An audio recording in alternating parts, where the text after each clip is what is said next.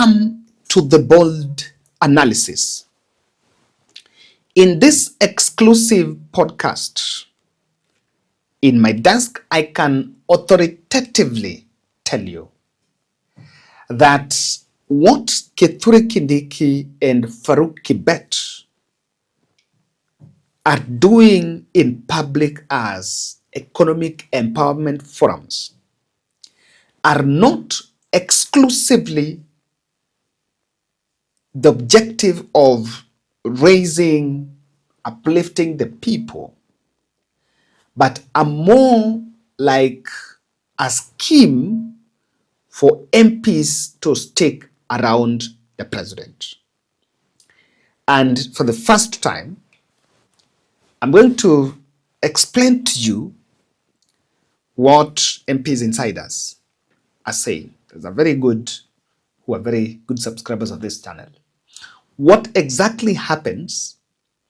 Why immediately after these events, the money that is channeled for these empowerment forums, the money that is contributed as going to these empowerment forums, why that money does not go to the women groups that are purported to achieve it. And just to explain more about that, I want to link it with the speeches where you see the speeches that leaders make there does not mirror what they say economic empowerment. Kindly subscribe to our channel, click the notification bell and like our videos. Thank you very much for supporting this podcast. Subscription is absolutely free. But the advantage here is when you subscribe to this channel, you'll receive notifications whenever we publish our videos. And without much ado, I want us to listen to these confessions by women leaders who attend economic empowerment forums that are convened by Kithure Kindiki Access under the guise of uplifting women, only for them to receive 20 and 100 shillings as units if the money is divided. Niliona pesa kwa macho. Bwana Ruto, nilikuwekea kura. Si ungetuwekea hata cheki bana badala ya kuleta kashi. Hii kashi hata niliona pesa kwa kikapu imejaa.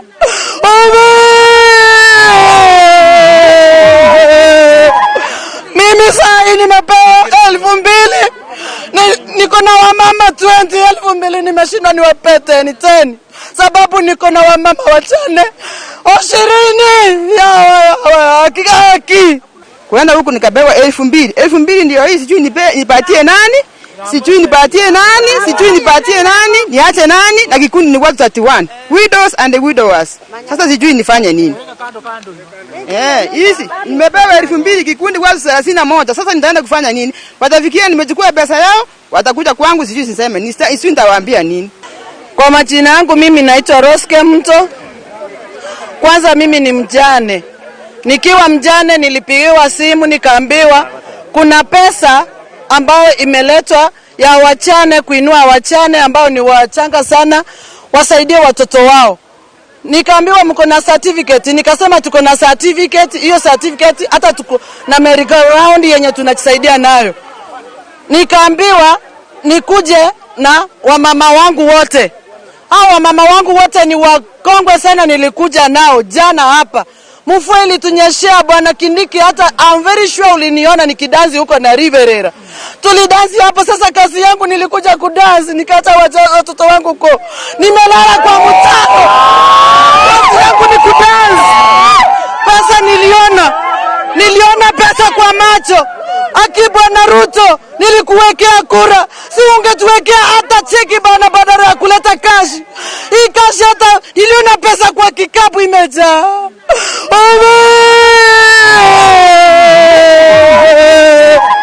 Mimi saa hii nimepewa 2,000. Niko na wamama Nilisema 20,000 nimeshinda niwapete ni 10. Sababu niko na wamama wachane 20 ya haki. Kwa majina ni Sara Gacheva, msimamizi wa kikundi cha Tumaini Widows and Widowers Group, Self-Help Group. Nilikuja hapa, tulikuja jana tukakaa huko kwa shule, tukaambiwa tukuje leo. Tukaonelea wewe tuende shule kwanza, yaani kanisa kwanza tuabudu kwanza ndio turudi. Kurudi tumeambiwa kikundi yetu imeitwa tu kwa, tukasema tuiende kuabudu kwanza ndio tukuje kuchukua pesa. Kwenda huko nikapewa 2,000. 2,000 ndio hii, sijui nipatie nani? Sijui nipatie nani? Niache nani? Na kikundi ni watu 31. Widows and widowers. Sasa sijui nifanye nini? Hizi nimepewa 2,000 kikundi watu 31. Sasa nitaenda kufanya nini? Watafikia nimechukua pesa yao, watakuja kwangu sijui niseme. Sijui nitawaambia nini? Nashangaa. Naitwa Hilary Ogeche. Mimi ni mwenyekiti wa kikundi yetu ya vijana inaitwa Mtakasi Youth Group. Tulipigiwa simu tukaambiwa mheshimiwa Kitule Kindiki anakuja hapa kaunti yetu kusaidia grupu mbalimbali. Tukaanza kujiandikisha last week. Paka Thursday wamemaliza kuandikisha. Jana mheshimiwa Kindiki alikuja hapa na Steve Mogaka, walichanga pesa zaidi ya milioni 10. Sasa tuliambiwa tunapewa pesa kama vikundi tujiendeleze na kujiinua. Sasa kufikia sasa tumepata 2,000 kwa kikundi. Mimi kama mwenyekiti wa kikundi niko na mimi kama mwenyekiti wa kikundi niko na wanachama 30. Sasa nimepewa 2,000. Sasa nitagawa aje? Naomba mheshimiwa Kindiki tafadhali na serikali ya Ruto itusaidie na ingilie ndani, tuone itasaidia aje.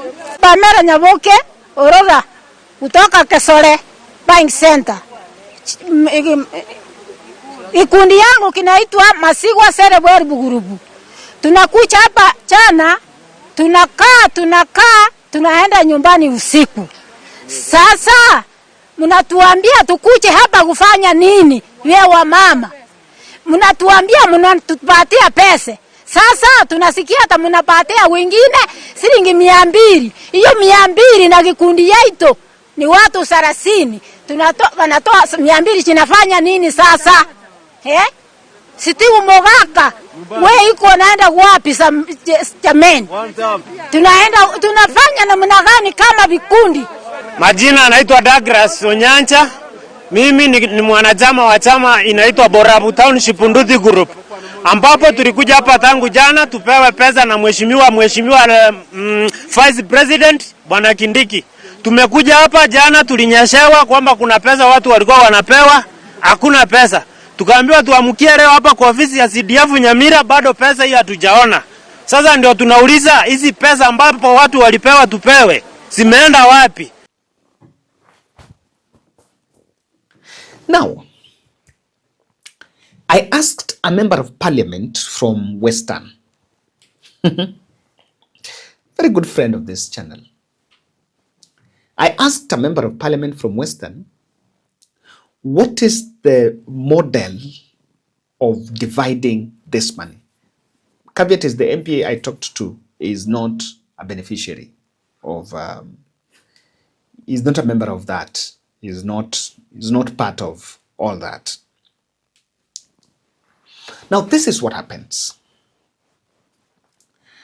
These MPs who spend time, wenye unaona wanaenda hizo, number one, the logistics is scattered by the captain.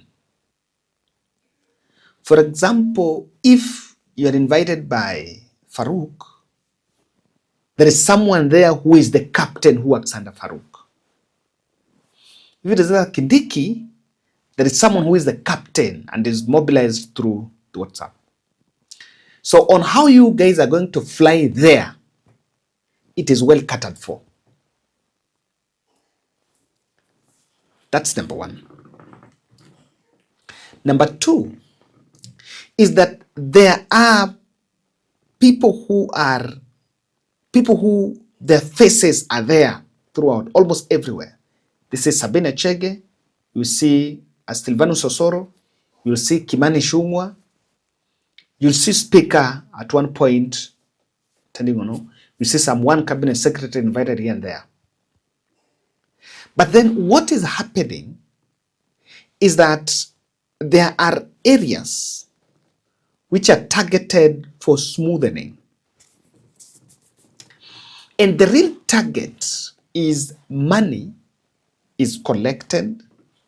The person who receives that money on behalf of the beneficiaries is the member of parliament. Then a question comes. Do you expect the member of parliament to take 20 million donation? Like if a fundraiser is done, 10 million is collected. Do you expect that MP to go and take all that money to the people? No. So e-pesa, this money goes to the MP. And it is not that Kindiki doesn't know that this money is misused. Kindiki knows. But then that is the objective. The objective, hiyo pesa mbunge kipata, anakuwa close. Anakuwa close. So it is like some campaign fund for the MP. The only thing here is, MP is not going to give it. MP is going to give it some funeral pale 5,000. Hapo atafanya hii, hapo atafanya hii. But remember, when you're using that, you need to, when you move around in your constituency with events, you must record yourself. Lazima urecord. Ndio watu wa kamera wa record ukisema hii imeletwa na President Ruto hii. That is why you see MPs going to funerals and they try to sema tumeleta salamu ya rais. You can see somewhere going to funeral say rais amempatia 50,000, 1 million. That money has not been given. You need a pesa. So this is what they're saying. That it looks like some merry-go-round for MPs. That fundraiser is not a fundraiser for those mama mboga. Mama mboga ni wao wanatumika wakuje hapo so that wale watu wafanye campaign, lakini yule mtu ana benefit ni MP. Hiyo pesa ni kama merry-go-round ya MPs. Then I asked him, if it's such a noble idea, then why is it not moving across the 290 constituencies? The answer here is, there is that which works for MPX. There are some other MPs who go to ministries and get tenders. There's some other MPs who go to state departments and get this and that. So the whole thing is a bribery scheme to bribe the leadership, the leaders, so that they can actually worship, or rather they can actually support William Samoei Arap Ruto. And it has nothing to do with empowerment. I want to give you another revelation. After an empowerment program happened in, I think that was in Bere. I was in Bere. So there was a local journalist there, there's a local reporter there, who went and wanted to document what people are doing with that money they are receiving. There was a 10 million that was mobilized in an event in Bere. I was in Embu the other day, so I have this information from the source. And this reporter tried to get, just to document nini inafanyika about the benefits of this. Let me tell you, even in mainstream media, you cannot go and get one beneficiary mwenye asema Kindiki alikuja tukarezi hiyo 10 million, mimi hapo nikapewa hii, nikafanya hii. And you look at the way it is being divided. Honestly speaking, if you give someone 1,000 Kenyan shillings, what is the empowerment? What have you empowered? Have you just given that money? You 1,000 ndakufanyia nini? Umemempower aje? Hiyo 1,000 ni pesa yeye anaenda kununua unga aende nyumbani. And if you give me 1,000, let's play a mama mboga, you give me 1,000 today. Tell me. So umeboost your business. I will guarantee that I must take that 1,000 that business. Hata ukinipatia sawa, niongeze sukuma leo. How has it increased sales? Kama nilikuwa nauza sukuma 500 kila siku, that's why I will be buying. And what is paraded as empowerment is actually empowerment for the MPs. That is why you see not all MPs are in it. That is the secret. That is the highly guarded secret that no one is saying about those empowerment forums. Now, if you want to know the note, recently there was one in Kajiado where we actually saw Ichung attacking Rigade's wife. What was it? It is just another shambolic event just being put there for people to campaign. But I want to, the next 3 minutes, there's something I want to explain here that the public must be wary about. Why do you think this is happening? William Ruto, and you'll see leaders saying that campaigns are very expensive. William Ruto is planting tokenism as the political currency. Money is the political currency at the moment because, number one, we have vulnerable masses, people who are weak, broke, are not empowered. So it is the state, it is in the interest of the state to make sure that 2027, the masses do not listen to messages getting to their ears, but coins in their pockets. And even election is coming 2027. Look at what's happening in Nyakach. The aspirants are dishing money, a lot of money. Sahi. We are yet to general election, and people who troop to State House. I listened to a soundbite from Jen Kiara saying that people who visit State House are given 100,000 Gs. Look at that. You just met the people, you're the president. Why must you bribe people who meet you? You're the president. Mekutana na MPs. Why must you bribe MPs? MPs have salaries. We are intentionally making our politics, the 2027 ballot, to be about how much money is in my pocket. And remember on that, the state cannot, no one can defeat the state on money. Kama ni pesa, hao watu wako na pesa.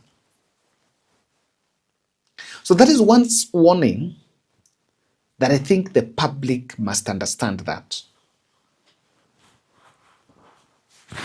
They must understand. Number two, it is high time for the media, when Kindiki or Farouk, President's PA, goes into public and speaks about empowerment, it is high time we start asking, what is this empowerment? Remember, I've been saying I'm waiting for the day Sam Atandi will lead that team to our constituency, Lego Usonga. I will actually pack my virago and go back home and attend those forums. And because I come from that place, I also have my own networks there. I will be able to know. By the way, ile siku imefanyika Lego Usonga, nitawaambia what happened. I will really know more about it. Sababu hata mimi ni mtu wa ground. So hata huko pia, I also have my people nitauliza, baba, tumeenda, how is it working? And this is what happens. We really need to put it into a context. We are making the ballot be about how much is in the pocket. The third objective of this, William Ruto wants to make the decision to settle on a running mate to be like the one for 2027. For 2022, that he will subject those who want it to some election. So what he's actually doing is to coalesce some people around Kindiki, so that if they have an alliance with Raila or Kalonzo or so, they will still do what they did in Karen the other day, subject some people to some election, and maybe through that to see how people can influence. And in fact, what is realized also, the man is also targeting these MPs. You will see, you'll look at the number, the faces of people that are in those. Osoro,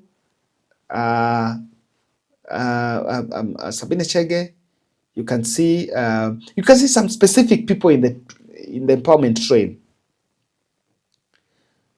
Why these MPs cannot defend William Ruto?